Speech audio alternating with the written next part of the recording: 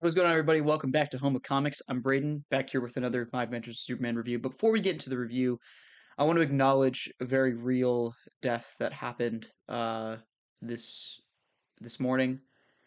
I turned on my TV. I went to watch My Adventures of Superman, and I got a notification on my phone saying that Superman had passed away. A real representative of the world. One might even say a senator for the world. And yeah, it was really sad, and I got spoiled for the episode, so I went and watched it. And it was titled "The Death of Superman." That hit even harder. I said, "Oh, the Death of Superman." And then I watched the episode, and Superman didn't fucking die. So I don't know why people were talking about like the death of a global of a senator. I don't know what that was about because Superman didn't die in the episode, but that's okay, guys. Um, I watched the episode. This was my favorite episode of My Adventures of Superman, truthfully. At least of this season, I should say. Um, I kind of figured they weren't going to actually kill off Superman, just because I do feel like it's not that it's a cop out or anything, but like if you're going to put Death of Superman in the title, and everyone's sort of expecting, okay, Superman's going to die in this one, to have him not die, for me at least, from a writing perspective, it just makes sense. Also, it's My Adventures of Superman. How does the show work if you're dead for a decent proportion of the season? People might not like that they sort of did what they did, where essentially, instead of Superman dying, his powers are just gone. But like he's gonna get his powers by the end of the season, and somehow, some way, even if he doesn't, Supergirl still has her powers, and I'm sure Superboy will find a way to go back to Earth, considering, or back to the present day Earth, because considering the end of the episode shows us the future from Jonathan Kent's perspective after defeating Hank Henshaw. He goes back to the future, and he notices that Lex is now the evil guy. So they changed the world. They stopped Hank. They stopped Cyborg Superman. But in turn, Lex Luthor is now the main threat. Which it's been long enough, I feel like, for Lex to finally come into his own as a villain in the show. Obviously, he was sort of a side villain with Hank Henshaw sort of being the main villain. But at this point, it was far past time for him to just take the lead role of main villain. Having only 5 episodes to work with, I don't really know what they could possibly expect to really divulge into. That will take essentially an hour and 40 minutes of total runtime.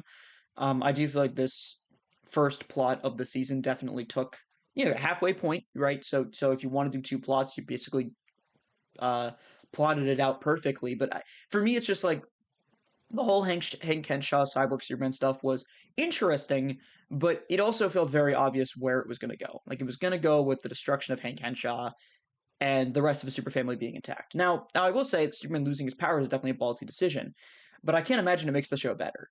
I mean, yeah, we have a lot of super family people, but now that Superboy's back in the future, we really only have Supergirl now to worry about. So I'm sitting here, I'm like, well, this show has just become My Adventures of Supergirl, which is fine. I'm actually all down for some Supergirl centric episodes where she's the only one with powers, but it's just like we're in a much worse spot than we were at like season 2. And I feel like the ideal was okay, we get rid of Clark Kent's powers from a writing perspective because there's just too many people with superpowers, and so the fights are going to get too easy. And so what we need to do is take away somebody.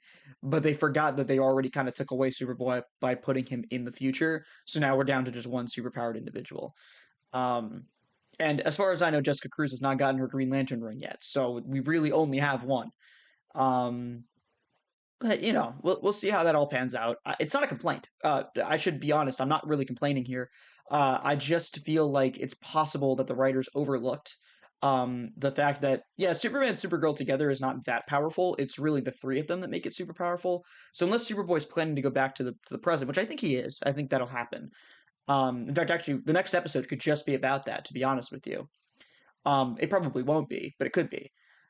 But either way, I do think that Lex becoming that main villain and Supergirl essentially being the only real threat to him, at least makes for a really interesting plot.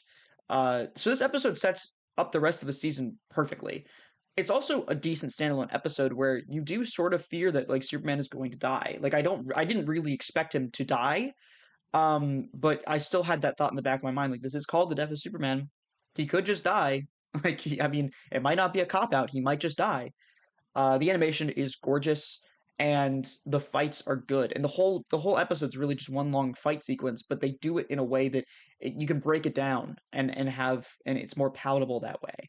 Um, so just a great job by everybody involved at making this episode because this was definitely one of my favorite episodes of the show. It's definitely my favorite episode of season 3.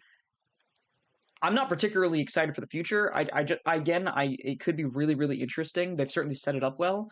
I just kind of feel like my Adventures with Superman without Superman is just going to feel lesser, and I don't think it needed to. I think that they could have worked it out with just having Superman and Supergirl have powers. That being said, again, it's such a good decision at the same time to have Superman really overcome some adversity here that like I can't.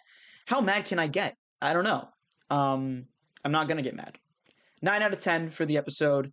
I know it feels like I was very middling on this one, but I'm really not. I enjoyed it so much. I'm just sort of theorizing about the future and what that's going to mean for the rest of the season, because it could be really, really good. I feel like they're going to drop the ball. It's a premonition in the back of my head. We'll call it.